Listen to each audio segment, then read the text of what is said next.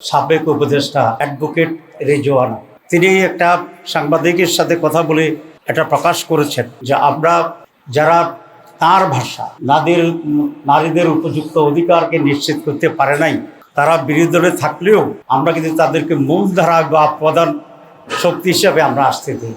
তাহলে বোঝা যায় আমরা যে ইলেকশন ইঞ্জিনিয়ারের যে কথা আসছিল বা আসছে, সেটাকেই উনি নিজেই স্বীকার করে রাজসাক্ষী হয়েছে।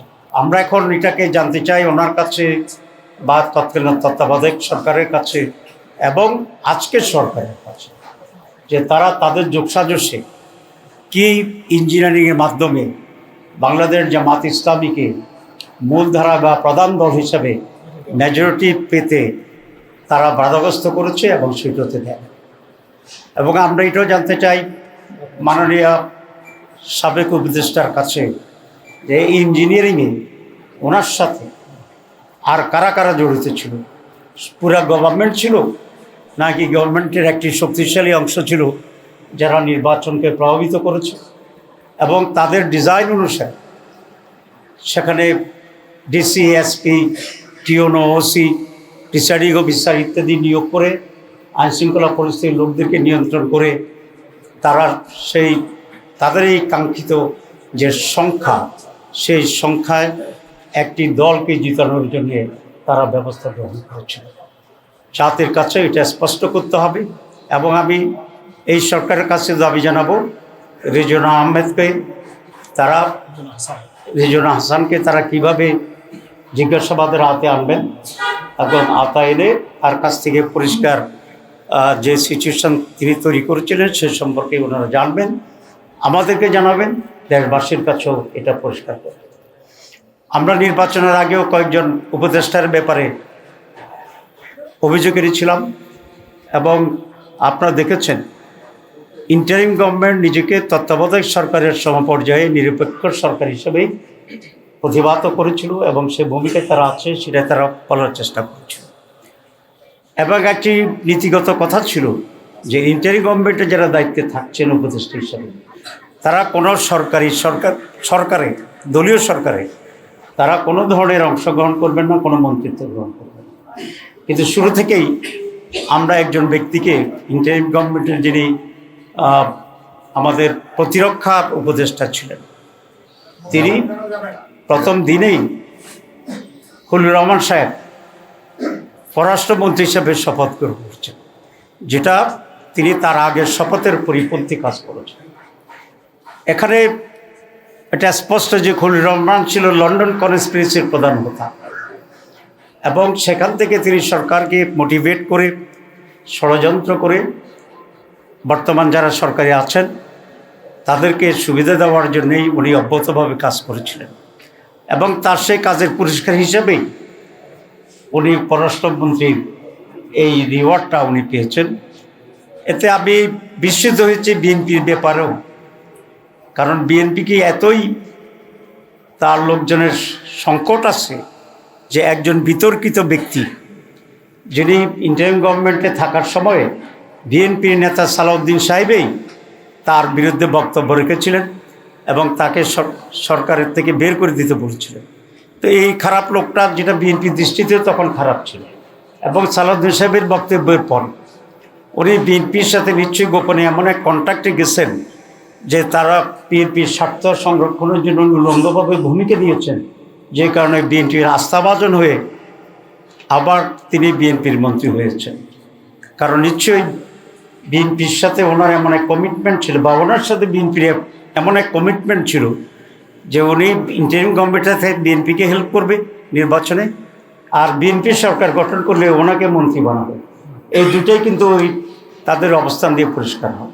সুতরাং খলিলুর রহমান সাহেবকেও একইভাবে জিজ্ঞাসাবাদে আনা উচিত এই সরকারের, এবং যে কী ধরনের কনস্পিরেসি রিদওয়ানা সহ অন্যরা তারা করেছেন যে জাতিকে একটি সুষ্ঠু নির্বাচন থেকে তারা বঞ্চিত করেছে। কারণ একটি সুষ্ঠু নির্বাচন এই জাতির জন্য অত্যন্ত প্রয়োজন ছিল, তাদের মনের আকাঙ্ক্ষা ছিল, তাদের দাবি ছিল। কারণ গত 56 বছরে এই জাতি কোনো নির্বাচন পায়নি। আমরা সকলেই চেষ্টা করেছিলাম যে একটা সুষ্ঠু নির্বাচন হবে এবং এই সুষ্ঠু নির্বাচনের মাধ্যমে যারা নির্বাচিত হয় তারা সরকার গঠন করবে। এই যে জাতির আকাঙ্ক্ষা, এই যে জুলাই লড়াই, এই যে জীবন দেওয়া, এই যে রক্ত, এই যে আমাদের রাজনীতির গতিপথকে পরিবর্তন করে দেওয়ার যে গাদ্দারি, দালালি, জাতির সাথে বিদ্রোহ, এই সব কিছুর জন্যে এরা দায়ী। এত বড় আকাঙ্ক্ষা সুষ্ঠু নির্বাচনের জন্য এটা বন্ডুল করে দিয়েছে এই মীর জাফর। সুতরাং এই মীর জাফরদেরকে, খলিলুর রহমানকে আমি দাবি করব, সরকার যদি স্বচ্ছতার কিছুটা হইলেও পরিচয় করতে চায়, এবং সেই খলিলুর রহমান তো নিরাপত্তা উপদেষ্টা, আমি বলছি ডিফেন্স অ্যাডভাইজার ছিল, নিরাপত্তার অ্যাডভাইজার ছিল, তো তাকেও মন্ত্রিসভা থেকে বের করে দেওয়া উচিত, এবং তাকেও জিজ্ঞাসাবাদে এনে ষড়যন্ত্র কী হয়েছে সেটাকে বের করা উচিত। আর রিদওয়ানা তো নিজেকেই বলছে আমি রাজসাক্ষী হয়েছে নিজেই, এবং তার কাছ থেকেও এই সত্য উদ্ঘাটন করা অত্যন্ত জরুরি। দ্বিতীয় যেটি সেটা হচ্ছে, আপনারা জানেন যে নির্বাচনের দিন দুটা বিষয় নির্বাচিত হয়েছে, একটা জাতীয় সংসদ নির্বাচন, আর আমাদের যে রিফর্মস, সেই রিফর্মসের উপরে একটা গণভোট হয়েছে। সেই গণভোটে বিপুল ভোটে জনগণ রিফর্মসের পক্ষে রায় দিয়েছে।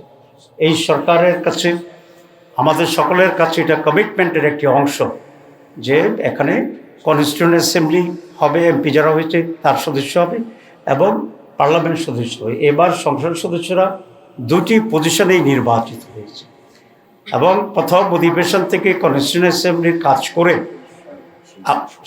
সংবিধান সংস্কার সভা যেটা অন্যান্য সময় কনস্টিটিউয়েন্ট অ্যাসেম্বলি হিসেবে কাজ করে, এইটা করে আগে আমাদের যে রিফর্মসের উপরে যে গণভোট হচ্ছে সেটাকে অ্যাকসেপ্ট করা, সেটাকে সাংবিধানিক বৈধতা দেওয়া, এবং তার ভিত্তিতে যে সমস্ত রিফর্মসগুলো অ্যাকসেপ্টেড হবে সে আলোকেই পরবর্তী পর্যায়ে রাষ্ট্র, সরকার এবং আমাদের অধিবেশন, পার্লামেন্ট সব কিছু সেভাবে পরিচালিত হবে।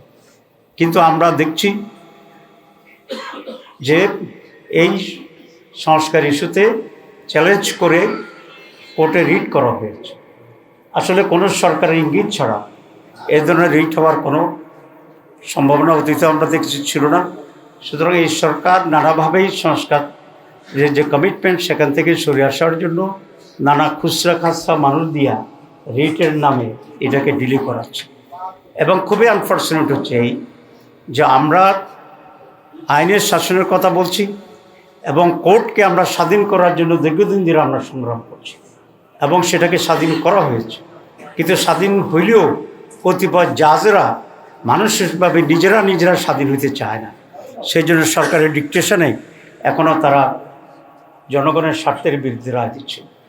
যে রায় তারা দিয়েছে এটার বিরুদ্ধে আমরা আবার আইনি লড়াই করব, সাথে সাথে জনগণকে সংগঠিত করে পার্লামেন্টে এবং পার্লামেন্টের বাইরে আমরা এর বিরুদ্ধে জনমত গড়ে তুলব। এবং সরকার এটা নৈতিক দায়িত্ব যে সংস্কারের উপর গণভোট হয়েছে, জনম্যান্ডেটকে, যে কারণে তারা সোকল্ড মেজরিটি, সোকল্ড আজকে কেন বলছি এর জন্য আমরা বলি নাই, আজকে সোকল্ড বলছে এর জন্য বিরাট এক সাক্ষী পাওয়া গেছে যে যারা নিজেরাই বলছে যে আমরা ইঞ্জিনিয়ারিং করে ইলেকশন জামাত ইসলামীকে আমরা মেজরিটি হইতে দেই নাই। তো সুতরাং এখন তো আর এটা বলার বা এটা তার কনফিউশন দেওয়ার কোনো সুযোগ নেই। তো সোকল্ড মেজরিটি পাওয়ার পরে তারা গভর্নমেন্ট ফর্ম করার পরে তাদের এটা দায়িত্ব যে রিফর্মস প্রস্তাবনার উপরে যে গণভোট হয়েছে, যেখানে বেশি ভোট পাওয়ার দাবি করে তারা সরকার গঠন করছে, তাদের নৈতিক যে অবস্থান, সে কারণে বেশি ভোটে গণভোট জিতার কারণে এটাকে ইমপ্লিমেন্ট করা গণতন্ত্রের দাবি, নৈতিকতার দাবি এবং জনমতেরকে সম্মান করার, শ্রদ্ধা করার দাবি। সেজন্য আমরা মনে করি যে পার্লামেন্ট 12 তারিখে পড়ছে, সেদিন থেকেই তারা এই রিফর্মস যে আমাদের প্রস্তাবনা গণভোটের মাধ্যমে যেটা অ্যাপ্রুভ হয়েছে সেটা বাস্তবায়নের জন্য তারা সঠিক উদ্যোগ নেবেন। কিন্তু আমরা বিজ্ঞানীকে দেখেছি তারা শপথ নেন নাই। দুটো শপথ ছিল, একটা হচ্ছে পার্লামেন্ট মেম্বার হিসাবে, আরেকটা হচ্ছে সংস্কার পরিষদের শপথ নেওয়ার পরে। আমরা দুটো নিয়েছি। আমরা আমাদের কমিটমেন্টের উপরে অনড় আছি আমরা, এবং ভবিষ্যতে আমরা থাকব।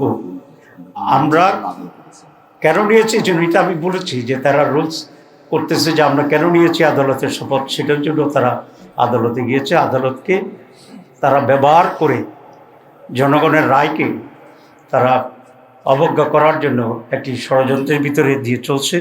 আমরা এটি নিন্দা করছি এবং আমরা আশা করি গণভোটের রায়কে সকলেই মেনে নিয়ে আমরা সংস্কারকে গ্রহণ করব পরিপূর্ণভাবে এবং সে আলোকেই এই সরকার দেশ পরিচালনা করবে।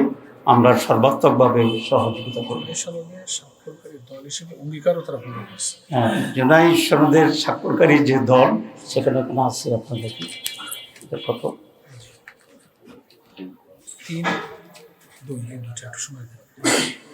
এখানে একটাতে আছে জুলাই জাতীয় সনদ 2025-এর বৈধতা ও প্রয়োজনীয়তা সম্পর্কে কোনো আদালতকে প্রশ্ন উত্থাপন করব না। উপরন্ত উক্ত সনদ বাস্তবায়নের প্রতিটি ধাপে আইনি ও সাংবিধানিক সুরক্ষা নিশ্চিত করিব। এটা যারা সাইন করেছে এটা তাদের অঙ্গীকার এবং এটা বিএনপিও সাইন করেছে, আমরাও সাইন করেছি। সুতরাং এটা যদি বিএনপি না করে তাহলে তাদের এই অঙ্গীকারের সুস্পষ্ট ব্যর্থ হবে। 2 নম্বর আছে, যেহেতু জনগণ এই রাষ্ট্রের মালিক, তাদের অভিপ্রায় সর্বোচ্চ আইন এবং গণতান্ত্রিক ব্যবস্থায় সাধারণত জনগণের অভিপ্রায় প্রতিফলিত হয় রাজনৈতিক দলের মাধ্যমে। সেহেতু রাজনৈতিক দল ও জোটসমূহ সম্মিলিতভাবে গণতন্ত্র প্রতিষ্ঠায় দীর্ঘ সংগ্রাম করেছে বিধায় এই সনদ পূর্ণাঙ্গভাবে সংবিধানের তফসিল হিসাবে যা যথোপযুক্তভাবে সংযুক্ত করিব। মানে সংবিধানের সংযুক্ত করার ব্যাপারেও কমিটমেন্ট করেছে এবং we sign in that referendum clause. তো এটাও সেখানে ব্যক্ত করছে। 3 নম্বর পয়েন্ট হচ্ছে, আমরা আশা করেছিলাম এই নির্বাচনের পরে দেশের শান্তি শৃঙ্খলার উন্নতি হবে। একদিনে সব হবে এটা আমরা মনে করি, বাট ডেভেলপ হতে থাকবে।